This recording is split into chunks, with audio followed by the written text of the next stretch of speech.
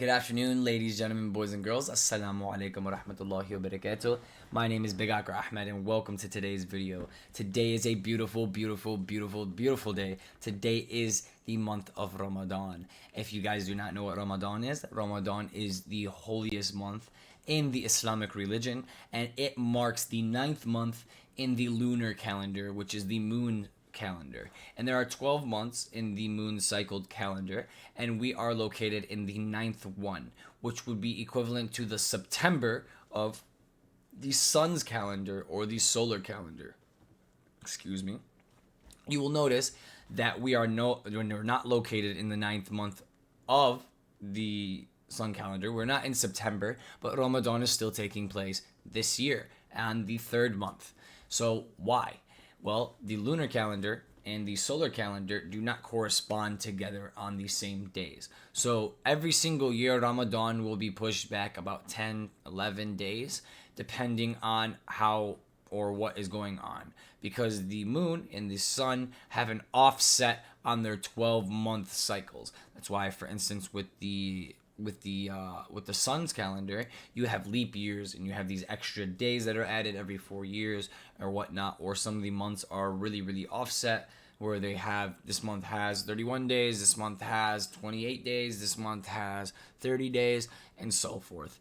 So right now we are located in the ninth month of the lunar cycle, which is the moon cycle, and it is the holy month of Ramadan. Why is it so holy? What is the month of Ramadan, and why do Muslims hold this month so dear? So the month of Ramadan is the month that the Prophet Muhammad was revealed the Holy Quran. It is the month that the Prophet Muhammad had met and Angel Gabriel had brought down the first revelations of the Holy Quran. This is when the Prophet Muhammad essentially knew and gained his prophethood. So we hold this month very, very near, very, very dear. For the month of Ramadan, we fast for 30 days. That would be the whole entire moon cycle for the month. That would be when the moon's crescent starts. So once we see the new moon is born as a crescent, all the way to a new moon being full, and then all the way back down to nothing. So the moon cycle will go complete full moon and completely back to nothing. And that will take 30 days. And this is what we call a month. And this is the month of Ramadan. So today would mark the first day of the new moon, meaning that today would mark the first day of Ramadan. And this is how that would essentially work. For 30 days, we will fast. And we will fast from sunrise to sunset, meaning from the second the sun rises, I can no longer eat, I can no longer drink, I can no longer do things such as smoke or sin or do any of these things, or it will break my fast. If I have a wife, I cannot kiss my wife. I cannot come into any type of physical contact with her in a way that is sexual in any type of way. So I have to basically fast and withstand from physical, how do I say this? From physical instincts, right? So water, food, intimacy, a lot of things that are just normally instinctive to you in your day to day. You have to withdraw from. You have to stay away from. Why? Why would I not drink water? Does God want me to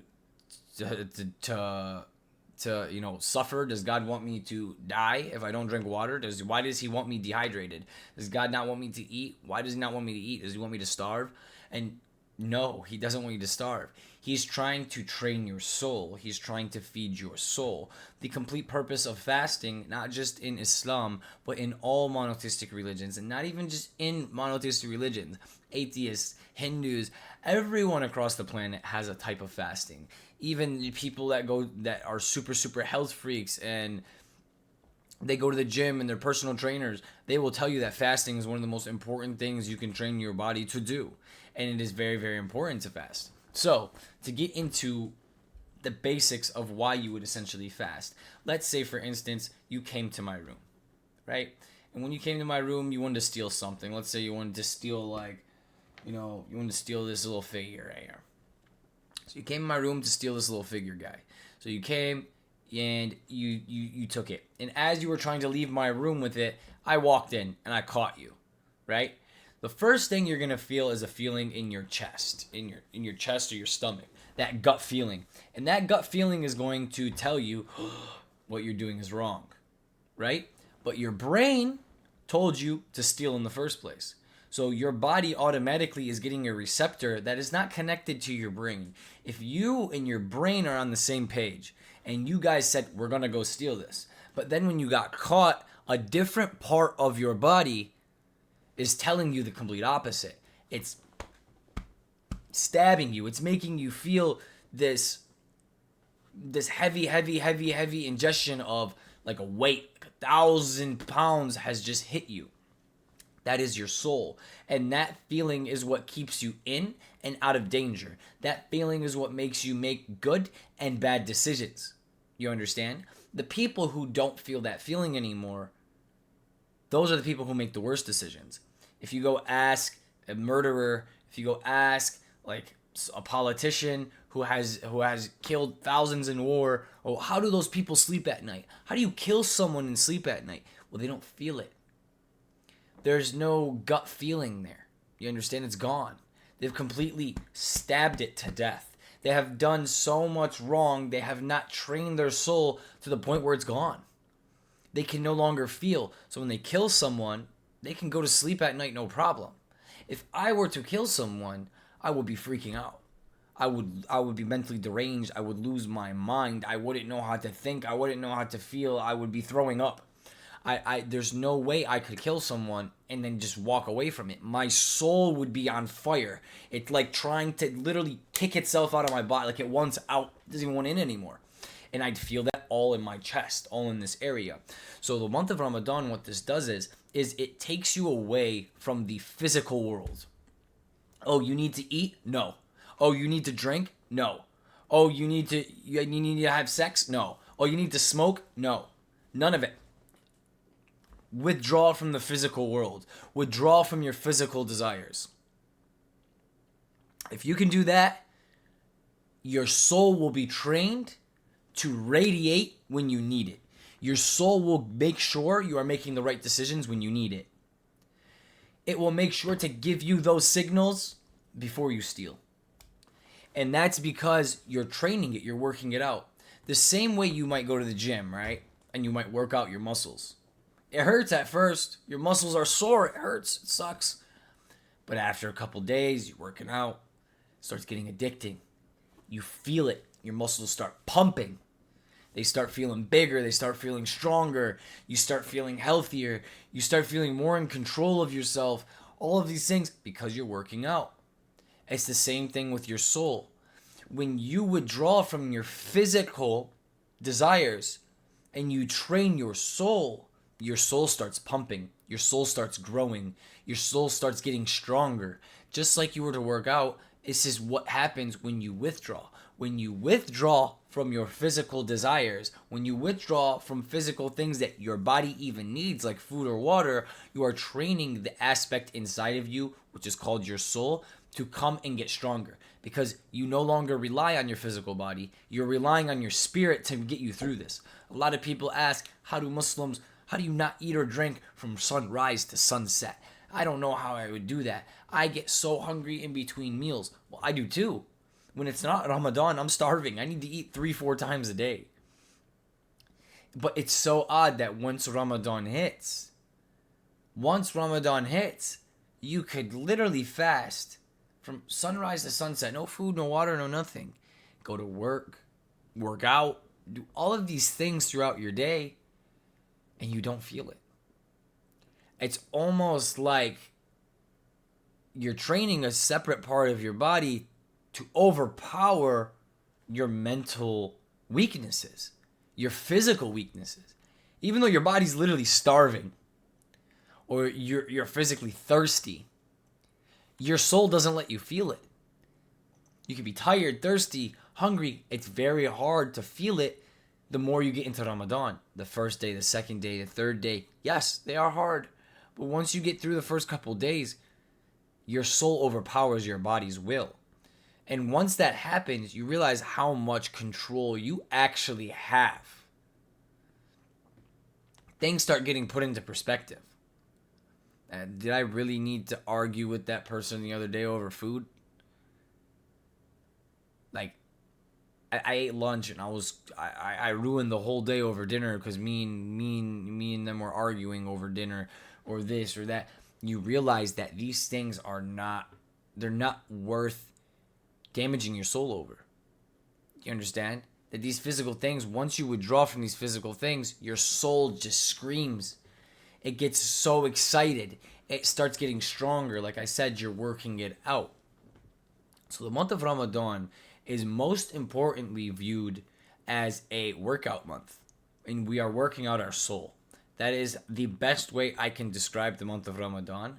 It is a way to teach ourselves self-control to our body, and it is a way to teach ourselves self-control to our soul. It allows our soul to grow, and it allows us in our normal day-to-day lives be able to make better decisions. When we try and do something or we're influenced to do the wrong thing, our soul will radiate 10 times harder because we fasted, because we've trained it to radiate. We've trained it that it doesn't need to react to these physical desires. React when I need you. And that's what is so, so important, is once you train your body and your soul to separate their self and segregate their self and talk back and forth to each other like they're on the phone, like a CPU and a GPU and a computer, the same way it works, the same way you would be sending information back and forth, as the same way you need to be able to do within your own, but you need to control that. If you can't control that, then you're going to run into a lot of conflictions in your life. Your soul is always going to start disagreeing with your body when it's making poor decisions. When you're intoxicating yourself, or you're trying to have, out of marriage sex, or you're trying to, like I said, do a drug, or you're trying to steal, or you want to kill. Your soul is going to scream at you. But when you have control, when you can control your soul, when you can control your body, and you have this connection to where you understand both of them, and you can control both of them, and you can switch between them, almost. That is what the month of Ramadan is for. It is to train your soul so you have control. And I think it is one of the most beautiful times of the year, especially in the time that we all live in. Even if you're not Muslim, I think that it's so important to fast.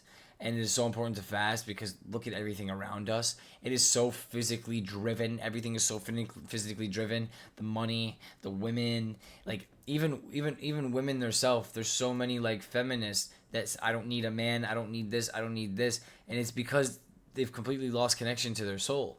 They're so connected to the physical world that that's all they care about. All they care about is physicality, money. I could do it by myself. There was that movie by I'm the Man. Is that what it's called? With I don't think, maybe it was like Matthew Perry. I don't remember. Very, very, very long time ago. Or She's the Man. She's the Man. What was that? Amanda Bynes? Amanda Bynes or something. Long time ago. But yeah. Anyways.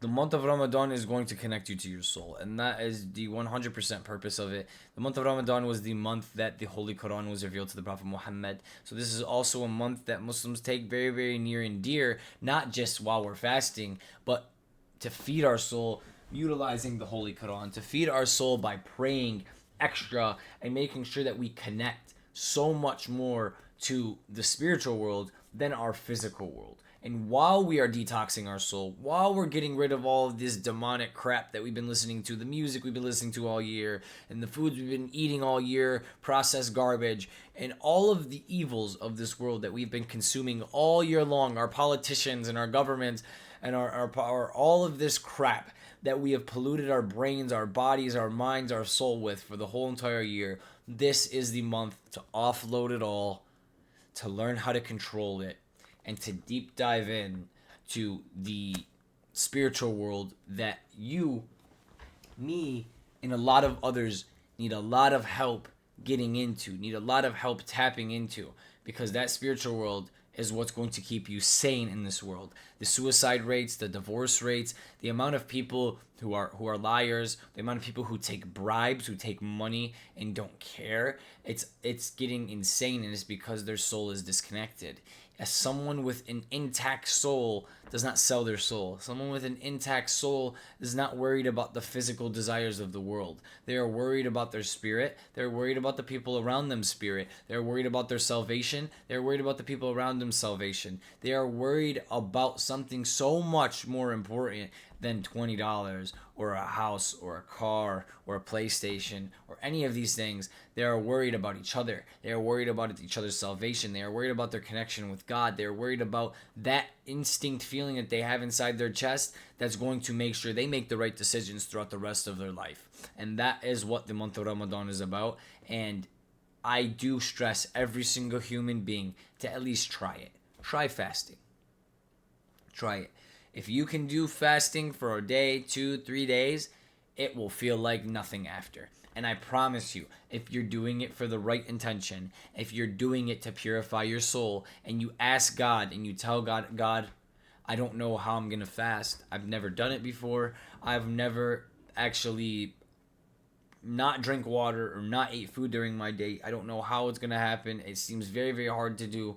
But please, God, make it easy for me. Guide me. Please allow me to do this. If 2 billion Muslims could do it, I can do it. And trust me, it will become easier than you ever will believe it would be. You will shock yourself. There's people who can't go to the gym because they're unmotivated. There's people who can't, show up to a place on time because they're unmotivated. There's people who can't do things because they're demotivated. They don't know how to do things. They don't know how to control their life. If you can fast, you'll be able to control everything else in your life. If you can withdraw from food and water and the basic necessities of survival, then you definitely can figure out how to get to the gym on time, or you definitely can figure out how to, show up to work on time, or you definitely can figure out how to fix your sleep schedule, or you will be able to control your life in a much, much, much more powerful way if you can fast throughout this month. And I do advise every single human being to try it. Even if you fail, try it. If you fail, ask God to guide you. Ask God, please, I don't want to fail. Please, I want to do it. If you have the right intent, and if you are willing to train your soul will indeed be trained, and your soul will indeed illuminate. And once that happens, your decisions in your life will become much better. You will become a better person, and all of those things, all of those little things that were in your way, my excuses here, they will go away. You will not have an excuse not to become healthy. You will not have an excuse not to become better. You will not have an excuse to do or steal or cheat or do these things. It will purify you. It will completely purify you. Thank you guys so much for coming in today. Happy Ramadan. And I cannot wait to kind of go through this month and talk about different aspects and different things in the religion and really, really, really pull things together, because this is a very, very spiritual month, and I've been on a very, very, very strong spiritual awakening myself. And this is the month that I am going to use to cut out a lot of bad habits of mine and slim down a lot of other things that I spend a lot of time on, and try and connect myself back to what is important in life.